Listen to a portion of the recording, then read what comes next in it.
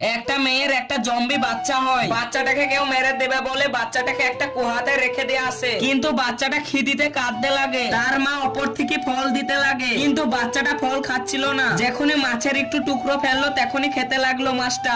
এরকম করে গ্রামে ছাগল মুরগি চুরি করে লেনে আর বাচ্চাকে খাওয়াতো, কিন্তু বাচ্চাটার প্রচুর পরিমাণে প্রত্যেকদিন খিদে লাগতো। গ্রামে ছাগল চুরি করে দিত, কিন্তু গ্রামে হঠাৎ করে আকাল লেগে যায়, কোনো ছাগল মুরগি কিছু দেখতে পাওয়া যায় না, খাওয়ার লেগে কিছুই বেঁচে নাই। তখনই বাচ্চার মা বাচ্চার কান্নার আওয়াজ শুনতে পায়। তার বাচ্চাকে খেতে দেওয়ার মতন কিছুই ছিল না। তখনই তার মা নিজের হাত কেটে তার বাচ্চাকে খেতে দেয়। তারপরে এমন কিছু হবে সেটা দেখলে অবাক হয়ে যাবে, কিন্তু সেটা দেখার আগে এই অসহায় বাবাটার জন্য কে বা লাইক সাবস্ক্রাইব করবে? আমি জানি দুষ্টু বাচ্চারা লাইক সাবস্ক্রাইব করবে না, ভালো বাচ্চারা লাইক সাবস্ক্রাইব করে দেবে। এখনই শয়তান চলে আসে আর হাতটা তুলে এনে তাকে জাদু করে হাতটা লাগিয়ে দেয়। তারপরে নিচুতে যেয়ে বাচ্চাটাকে লিয়ে আনে আর বলে, তুমি আকে যতই খেতে দাও আর খিদি মিটবে না কখনোই, কারণ আর অনেক ভালোবাসার